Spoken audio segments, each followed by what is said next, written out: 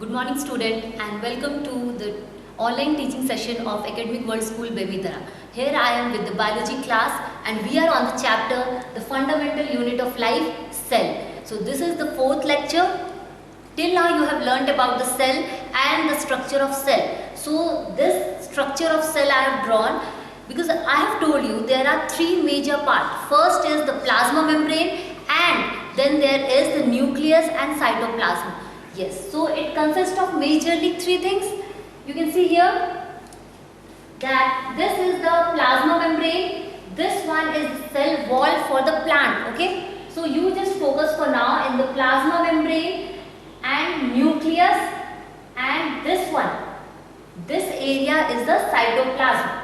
So majorly three I told, right? Plasma membrane I discussed and how the transport is taking place across the plasma membrane. Now you are aware about that. So today the subtopic is nucleus and then cytoplasm, endoplasmic reticulum and mitochondria.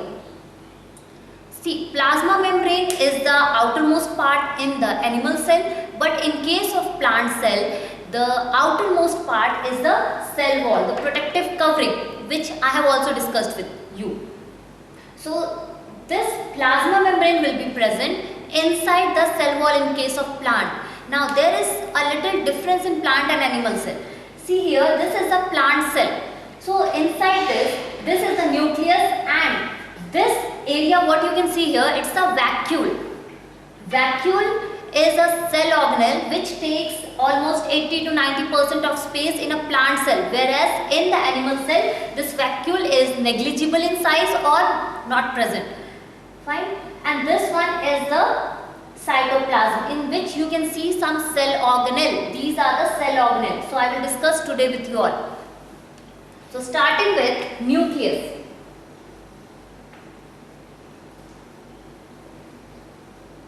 Nucleus, here you can see in the plant cell it has moved toward the plasma membrane periphery because the vacuole is taking more space, but in case of animal it is in the central location. Okay. Now this nucleus, it is found by the person Robert Brown. Robert Brown has discovered it.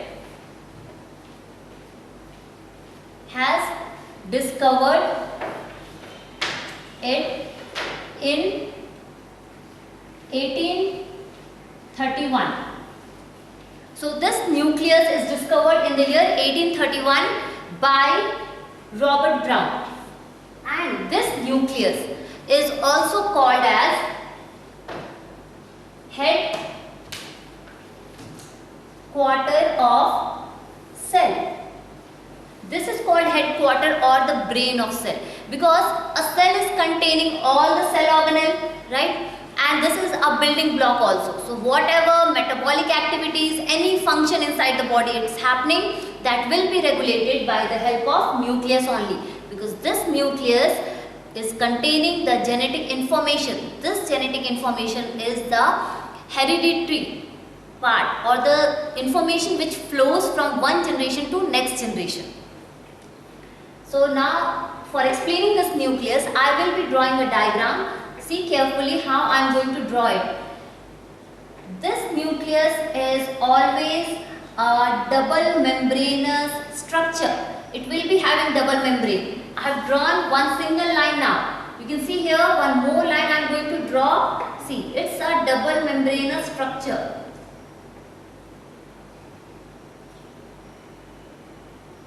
So like this. And the gap I have left, that gap here is the nuclear pore.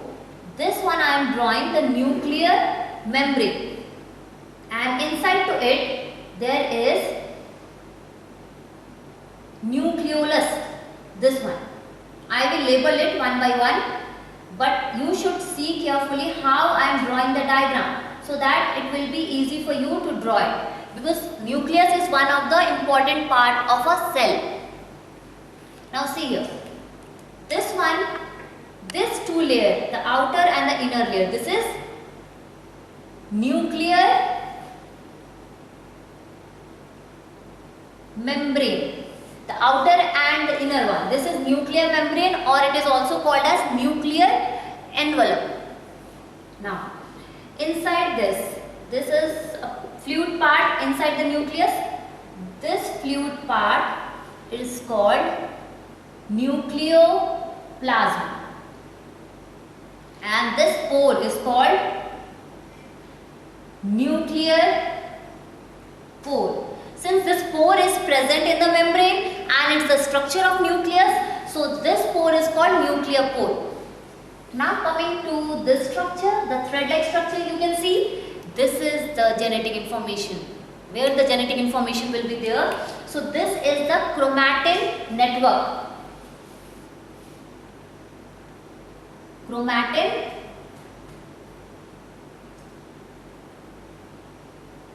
network, and this one is nucleolus.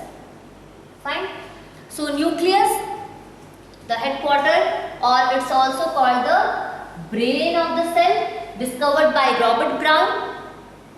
It is having double layer membrane, which is called nuclear membrane, or it is also called as nuclear envelope. Then this one, the fluid part inside it, is called the nucleoplasm, and then this one, the structure, you can see the dark shaded part, is the nucleolus, and the thread-like structure spread in it, it's called the chromatin network. Even one thing you can just compare, I told you about the prokaryotic cell and eukaryotic cell. There the major difference was having the primitive type of nucleus or the new, advanced form of nucleus. That is, in the primitive one, this membrane was not present, and due to the lack of membrane, the chromatin network or the material was spread all around the cytoplasm. But in case of eukaryotic organism, there is the presence of nuclear membrane, and this nuclear membrane will help to keep all the material inside and confined only to the nucleus. So all the chromatin network or the material will be inside. And one more point here I will mention for it. It is dense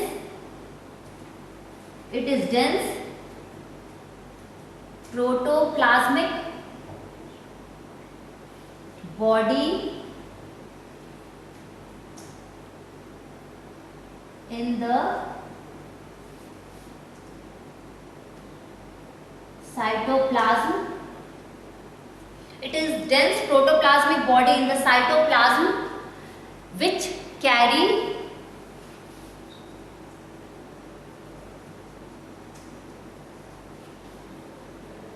hereditary information. It is a dense protoplasmic body in the cytoplasm which carry hereditary information. So whatever information has to move on to the next generation, that will be going with the help of nucleus only, because this nucleus has the genetic information inside it. Fine. I hope you are clear with this structure and even the points. So for explanation, you need to explain about the structure with this diagram, that what are the parts which are present in it. Now what is the major function of a nucleus? It's having nuclear membrane, chromatin material, nuclear pore, nucleoplasm, nucleolus, everything is there. Now the major function of this nucleus I will list out here so that you can note also. As I told you that it is having the chromatin network, so it will help for the transmission of the information. So here I will write the function. Note it down, functions of nucleus. So first function, it helps in transmission of hereditary information from parents to offspring.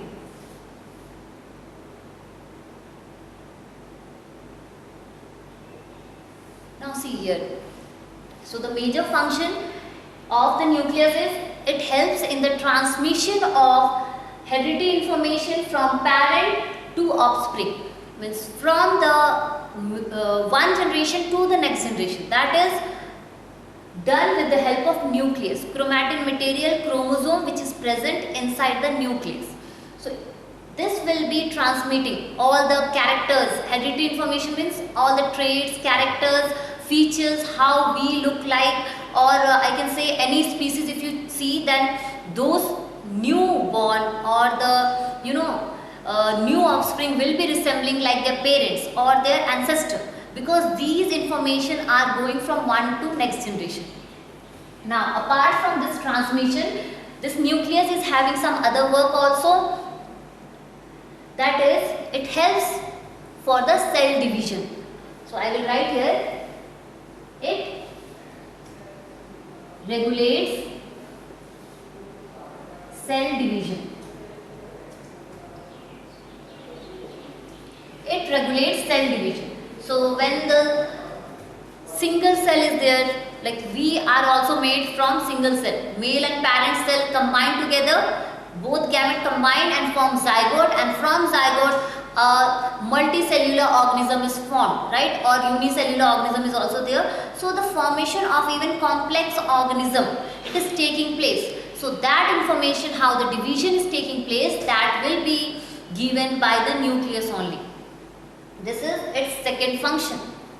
Now one more function this nucleus is having, that it controls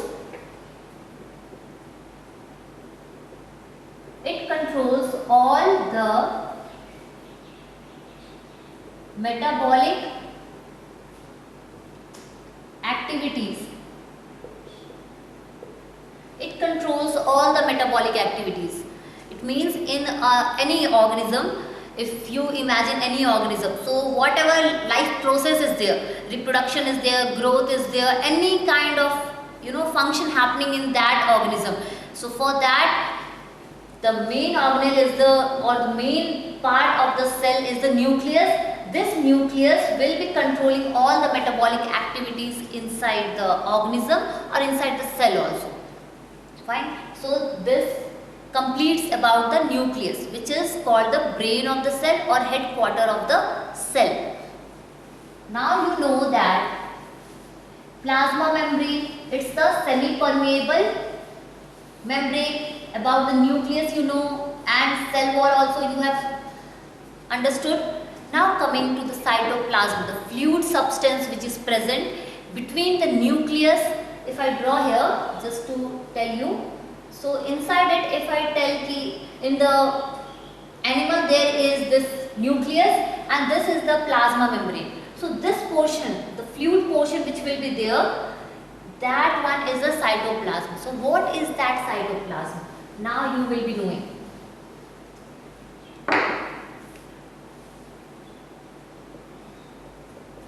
Cytoplasm. So this cytoplasm, it is discovered by Kolliker, and the cytoplasm is having both the function, biosynthetic function as well as catabolic function. Biosynthetic means formation. The formation of the substances taking place in the cell or in the body, that is regulated by the cytoplasm, and even the breakdown is also happening. So both the things are done with the help of cytoplasm only. So what is this cytoplasm? Actually it is composed of two types. What are that two types? See here. First one is cytosol and the other one is cell organelle. Cytosol and cell organelle. Now you are familiar with this cytoplasm. Now here are two different terms. See, in that fluid part, the fluidity is due to the cytosol, because this is the aqueous soluble part, means the gel-like substance inside the cell, and the cell organelle, it's the living part which will be performing different function, and even their structures are also different. So this one, cytosol, aqueous soluble part, and this cytoplasm is bounded by plasma membrane or the cell membrane. Here, cell organelle, it is the living part, it is the living part of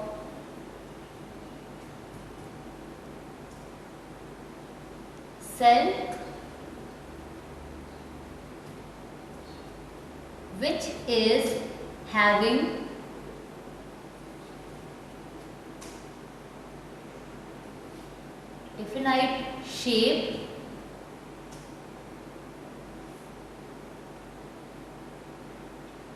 definite shape, or even size also, and specific functions.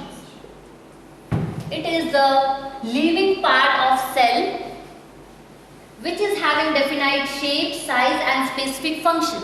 If I tell about one cell organelle, that cell organelle will be having one kind of structure. Like if I tell you here, see, this is the nucleus, right? And near to the nucleus there is the endoplasmic reticulum. This is one part which we will discuss. Then there is mitochondria, there is chloroplast, which is a type of plastid, Golgi apparatus. These are the different structures you can see inside the cell. That is, these are the cell organelle. So these are the living part with different sizes, shape, and they will perform different function. Now listing here what you are going to read also. So I will list some of the cell organelle here. Endoplasmic reticulum. Second one, mitochondria. Third one, Golgi apparatus. Fourth, lysosomes, plastids,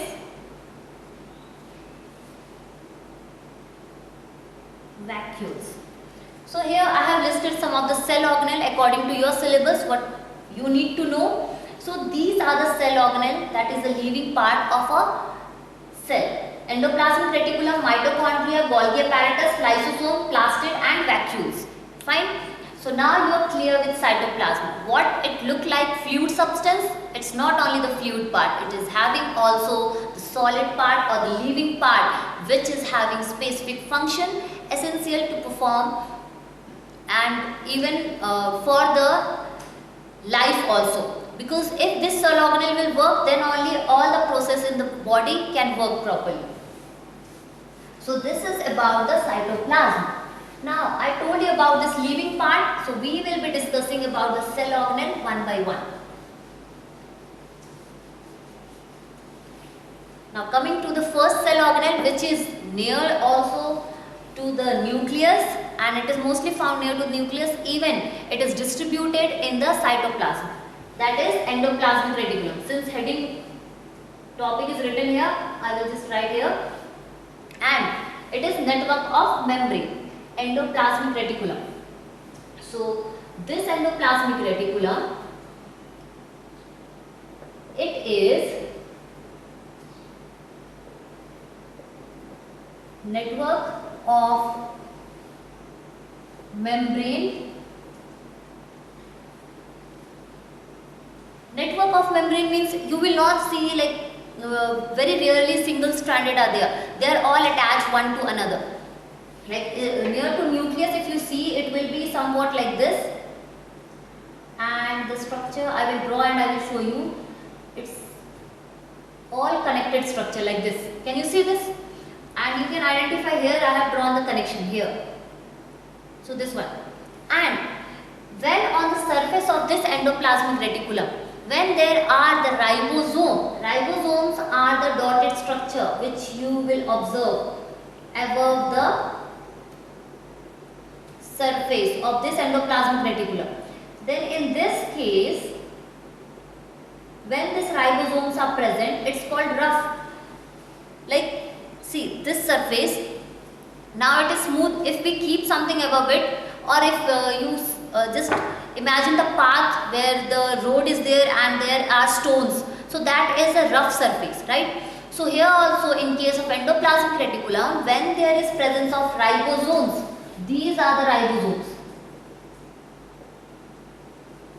This is also a one cell organelle which is found in the cytoplasm, and even it is found attached to the endoplasmic reticulum. And the main function of ribosome is protein synthesis, the protein which is required in the body. So this is a rough endoplasmic reticulum. The smooth one, it is found without the ribosome, or it can be in structure like this. These will be the smooth endoplasmic reticulum. Fine. And one more thing is there, that this endoplasmic reticulum, it is one of the largest organelle in the cell. And this endoplasmic reticulum, it is having two types. I told you, rough endoplasmic reticulum and smooth endoplasmic reticulum. I will come to it. I am just telling you few things which you should know. And this endoplasmic reticulum, these are found in the eukaryotic organism. So here I will write, it is found in eukaryotic. It is found in eukaryotic organisms except in mammalian erythrocyte, that is RBC. So these are found mostly in the eukaryotic organism. It means you can also say that the endoplasmic reticulum, this endoplasmic reticulum is present in all the organisms except the prokaryotes and mammalian erythrocyte, that is red blood cell, RBC. It won't be present in this. Fine. Now, these are of two types. So accordingly, I will write here rough. Okay. I will rub this one. I hope you are taking the notes. It's of two types. So here, smooth endoplasmic reticulum. This reticulum also, it means network like, and the rough endoplasmic reticulum.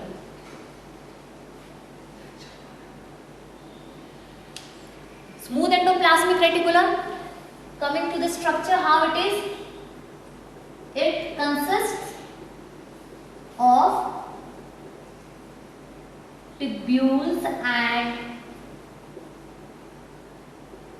vesicles. It consists of tubules and vesicles. Whereas this rough endoplasmic reticulum, you will observe that mostly this rough endoplasmic reticulum are like stacked one above the other, like how I have drawn the diagram also. So it consists of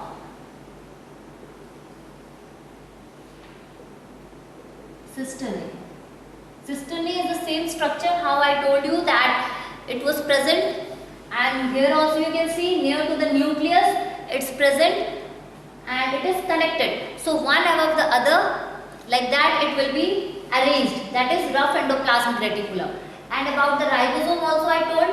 So in this case, in smooth, ribosomes are absent, whereas in rough endoplasmic reticulum, ribosomes are present above the surface, or on the surface also you can write, because it will be attached. So present on the surface of the endoplasmic reticulum. So this is about the structure part, how the structure will look like. Now coming to the function. Function of smooth endoplasmic reticulum. So this smooth endoplasmic reticulum, it will help to synthesize the steroids and lipid, whereas this rough endoplasmic reticulum, it will help for the synthesis of protein. As I told you that ribosome is always attached with the synthesis of protein. Okay, now I will write here, take the note of it. It helps in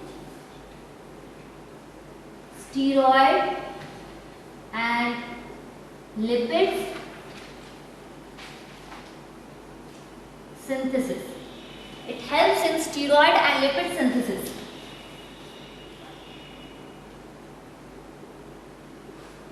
Now the function of this. It helps in protein synthesis.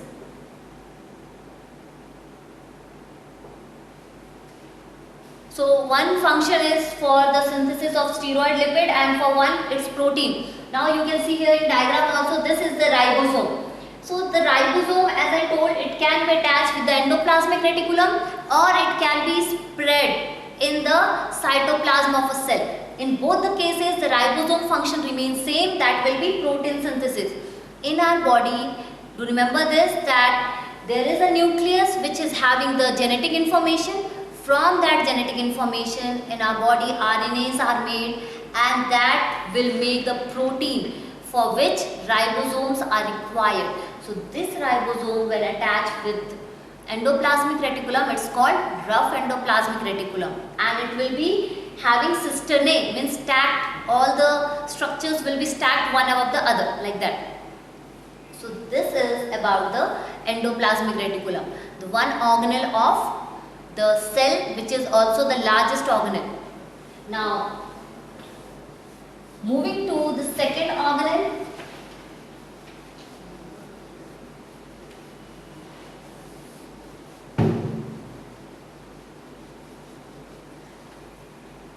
So I told you for today we will be covering nucleus and then cytoplasm, endoplasmic reticulum. Now one is remaining, that is mitochondria.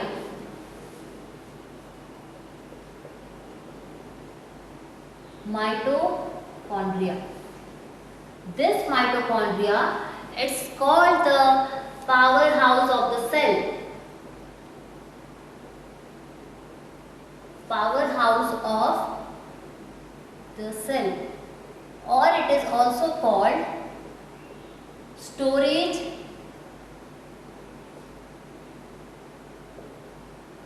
battery.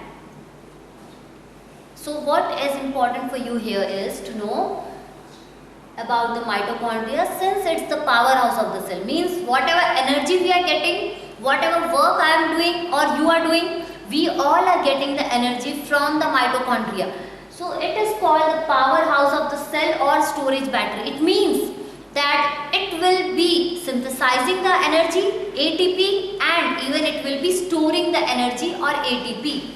So how it is doing all this? Because of the structure. The structure of mitochondria is helping for the process to happen. Now see carefully how I am going to draw the diagram. So you can draw it like this. This is the outer membrane. The outer part I am drawing. and then the inner part.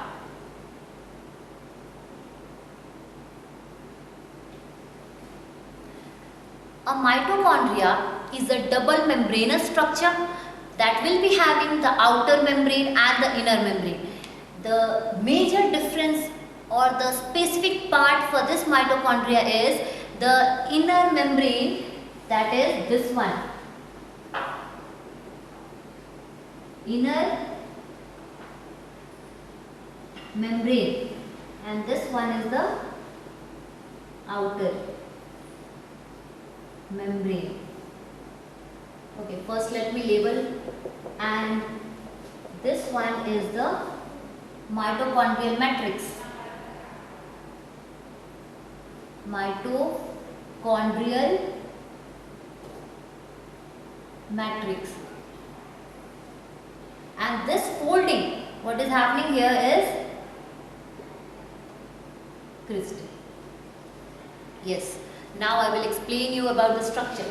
See here carefully that this is having the outer membrane, and this outer membrane will be having certain protein in it, some specific protein, but the inner membrane is folded in chambers. This foldings is called the cristae. This is the important part because this folding will be having the mitochondrial matrix where the energy production or the ATP synthesis is taking place. So this is the important side. Now this structure is coiled, right? So if you will stretch any coil thing, if you are having a thread and you will stretch it, it will be elongated. But when you just fold it, it will be compact in one place, right? So this folding here will help for more and more energy production. That's why we people are able to do lots of work, because the energy which is produced inside mitochondria is much more. And this is done because of the folded structure of inner membrane. Inner membrane of the mitochondria is thrown into fold, and it helps for the production of energy ATP, which is its major function. Even I have written here also, you can see mitochondria, it will help for production and storage of energy, right? Produce and store energy in form of ATP, adenosine triphosphate. So this is about mitochondria. Here, if you want to list out some point, you can write about the structure part, that is, it is double membranous structure. The outer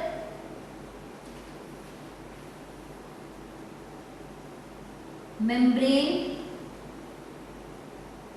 has some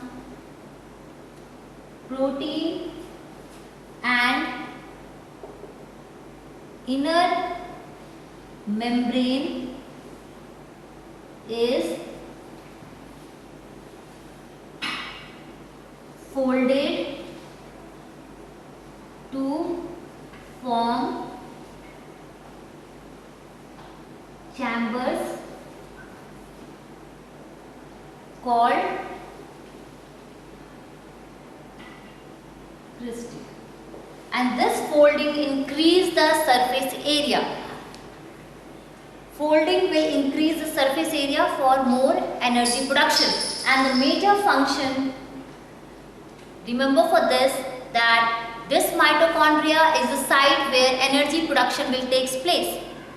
Yes. So one thing more I will explain you here. See, we are taking the food, fine, and that food is going to all the cells in the body, and in all the cell there is mitochondria. So now this mitochondria, it is present only in the, mostly it is present in the eukaryotic cell, but it is again, this cell organelle is not present in the RBC. Mammalian RBC, mitochondria is absent.